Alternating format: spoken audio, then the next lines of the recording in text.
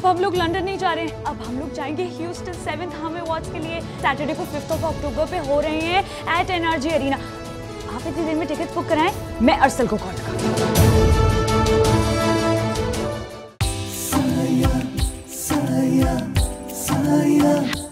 कम उम्र में अगर लड़कियों के दिलों से किताबें निकलकर इश्क का भूत सवार हो जाए तो फिर उनका दिल किताबों में नहीं लगता। जिया के अलावा कुछ और नहीं चाहिए। जिस दिन तुमने जिया के साथ निकाहनामे पे साइन कर लिया तो समझो तुम दुनिया में अकेले हो जाओगे।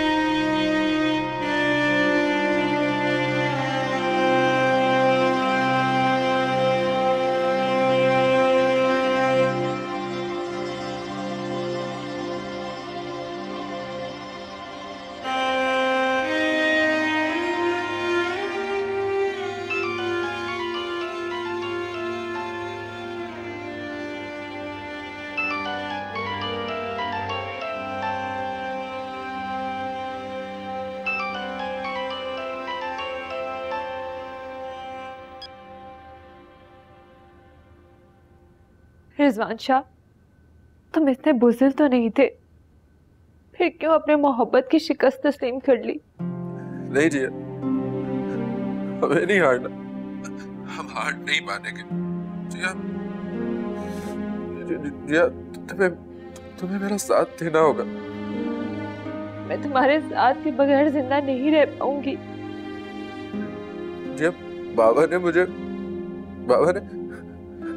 बाबा ने ऐलान जंग कर दिया कि मुझे विरासत से, जायदाद से, सब चीजें बेदखल कर देंगे। जिया, मुझे कुछ नहीं चाहिए, मुझे सिर्फ तुम चाहिए। तुम्हें मेरा साथ देना होगा जिया। जिया, हम कोर्ट मैरिज कर लें। नहीं रिजवान शाह, ये नहीं हो सकता। तुम्हें हर कीमत पर अपने अब्बू को राजी करना होगा, और अगर कुछ नहीं कर सके तो फिर अपने हाथों से मुझे जहर दे देना। इसके सिवा मैं तुमसे और कुछ नहीं मांगूंगी। जिया,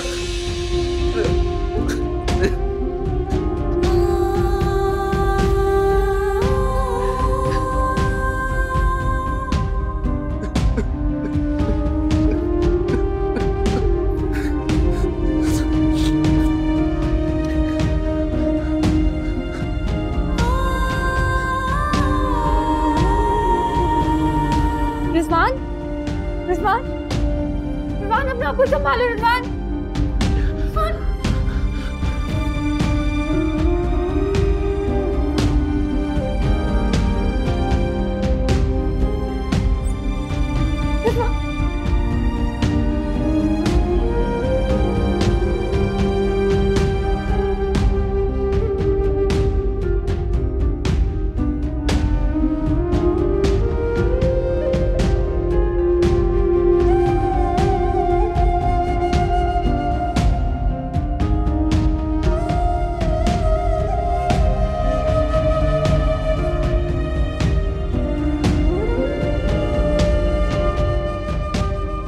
अकबर भाई, नाश्ता कर लें।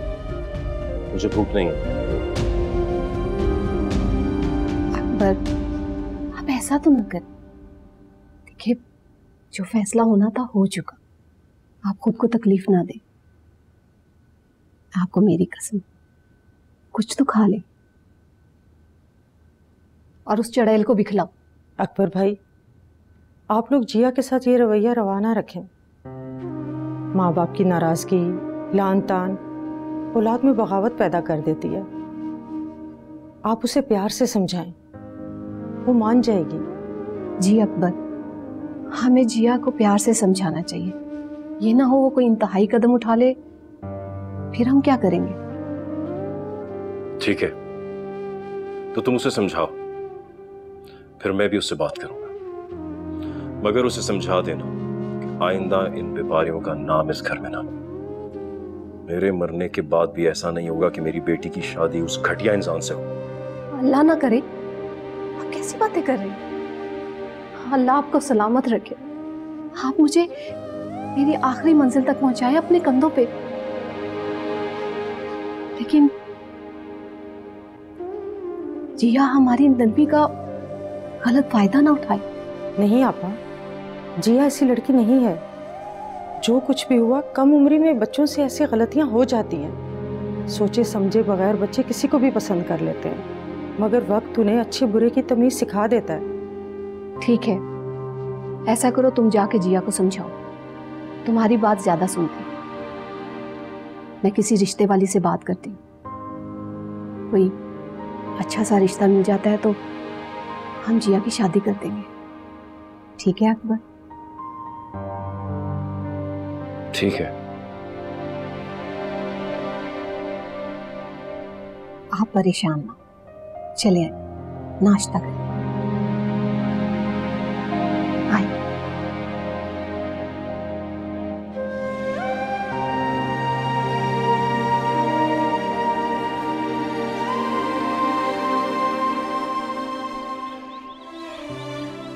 किरण, मैं क्या करूं? सब्र करो और दुआ करो। शायद तायाबू को तुम्हारी फीलिंग्स का एहसास हो और वो मान जाएं। ठीक है, और सुनो, फ़ोन बिल्कुल बंद करके रखो। अगर तायाबू या ताई अम्मी तुम्हें फ़ोन पर बात करते हुए देखेंगे, चाहे किसी से भी बात कर रही हो, वो सोचेंगे तुम रिजवान शाह से बात कर रही हो। किरण, तुम तो बहुत अक्लमंद हो। तुम जैसा कहोगी मैं वैसे ही करूंगी। शायद अब्बू को मुझ पे रहम आ जाए। करेंगे ना वो रहम मुझ पर? तरस खाएंगे ना मुझ पे वो? क्यों नहीं जिया, वो तुमसे बहुत प्यार करते हैं। प्यार तो करते हैं, लेकिन मैं अपना इरादा नहीं बदलूंगी। उसका प्यार मेरी रग रग में समाया हुआ है। किरण, तुम एक काम करो, तुम ऐसा करो कि रिजवान शाह से मिलो और उसे कहो कि अब्बू से किसी भी तरह मिलके उनके कदमों में गिर जाए, और मैं भी उसके माँ बाप से मिलके अपनी मोहब्बत की भीख मांगूंगी। मिलोगी ना? जिया, मैं रिजवान शाह से नहीं मिल सकती। लेकिन क्यों? मेरी खातिर प्लीज। नहीं जिया, मैं रिजवान शाह से कभी नहीं मिलूंगी। मुझे तो उसका सामना भी नहीं करना। क्यों? क्योंकि मैं तुम्हारी बहन हूँ, बस।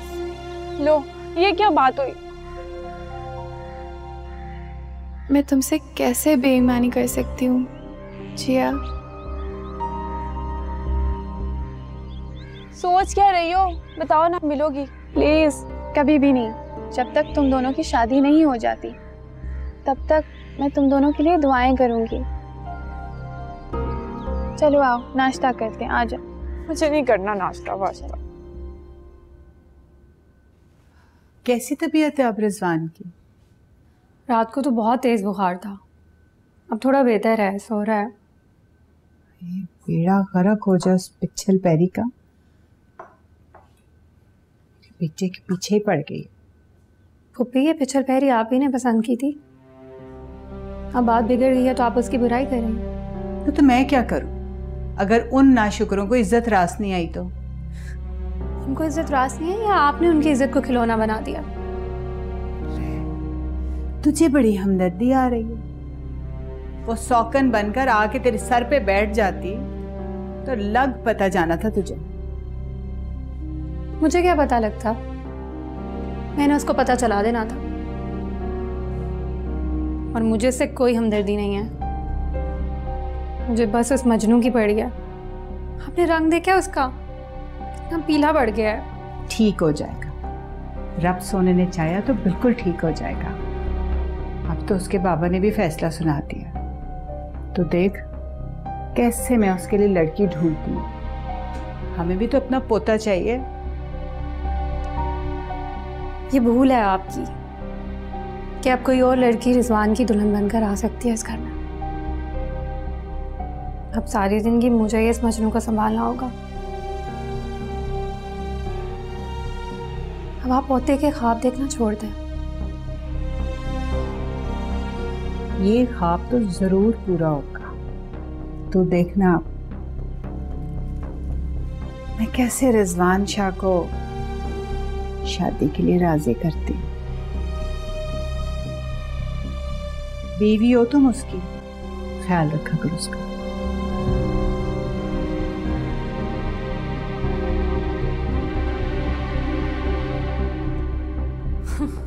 बीवी, खिदमत करने को बीवी हूँ। अकबर को बहुत ईमानदार दीनदार दामाद चाहिए। हाँ, माली हैसियत भी कुछ मजबूत तो होनी चाहिए ना, शक्ल सूरत भी अच्छी होनी चाहिए। जी ठीक है, ठीक है, मैं इंतजार करूंगी। अल्लाह हाफिज। तायमी, आप क्या कर रही हैं? आप जिया के लिए रिश्ते देख रही हैं? तो और क्या करूं?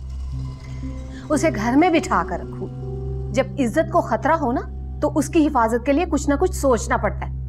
आपकी इज्जत कोई खतरे में नहीं है, और जिया ने भी ऐसा क्या कसूर कर दिया? जिया का कसूर तुम्हें कसूर क्यों लगेगा?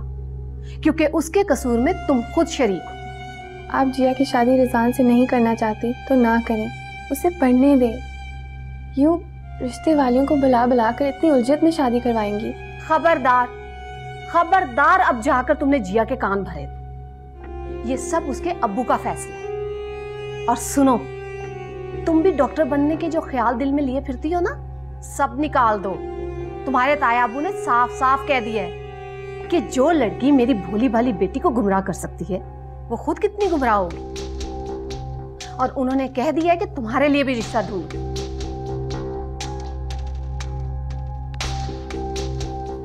भूल है आपकी कि आप जबरदस्ती मेरी शादी करवा सकती हैं। कमबख्त, अब जाकर जिया के कान भरेगी।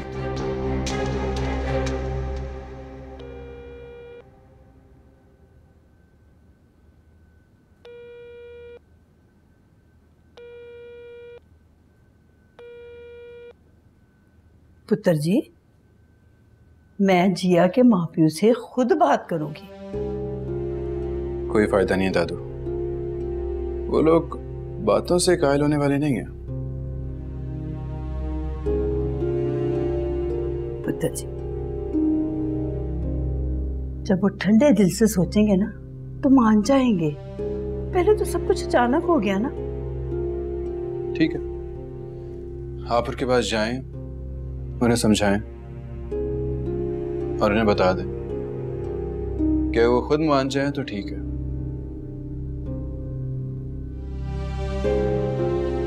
वरना मुझे अपनी बात मनवानी आती है। ना ना पुत्र, कुछ गलत नहीं सोचना। पहली बात बहुत बिगड़ गई है। दादू, मुझे क्या पता था कि अकबर साहब पे ईमानदारी का भूत सवार है। मेरे लोग तो जैसे सबसे काम करवाते वैसे ही उनके पास चले गए थे। पुत्र जी, सब लोग पैसे के गुलाम नहीं होते। मैं जिया के घर जाती हूँ कोई बहाना बना के, सना को ना पता चले। वो तुम्हारे मुंह पे तुम्हारी और मेरे मुंह पे मेरी। अच्छा पुत्र जी, मैं चलती हूँ।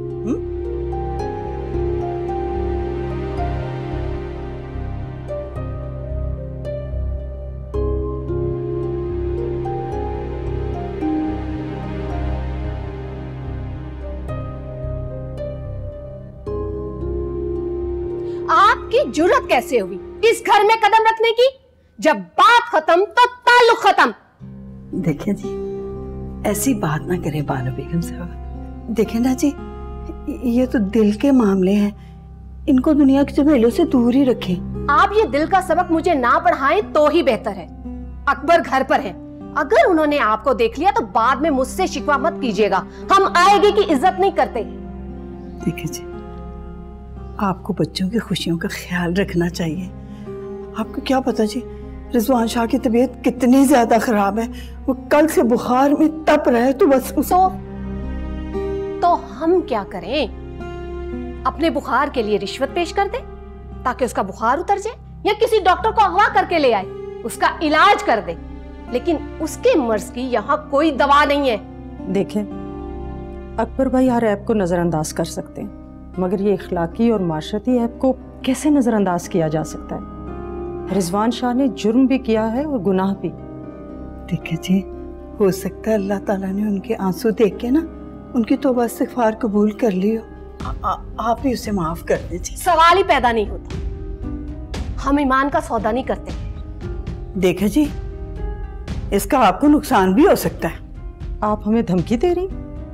नहीं जी, मैं धमकी नहीं दे रही, मैं आपको समझा रही हूँ। इस मोहब्बत के तूफान के सामने डक्के लगाने का कोई फायदा नहीं है। ये आग जो ना दोनों तरफ से जो भड़क रही है ना, ये जुल्सा आके राख कर देगी जो भी इसके सामने आया। धमकी दे रही हैं आप? जाएं, चली जाए यहाँ से।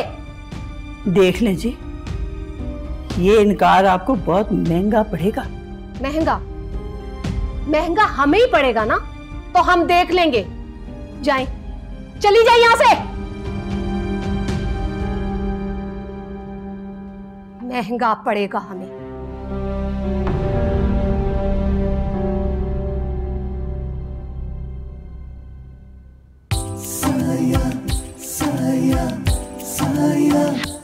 वो मर जाएगा, मुझे जाने दो। वो नहीं मरेगा, मरना इतना आसान नहीं है।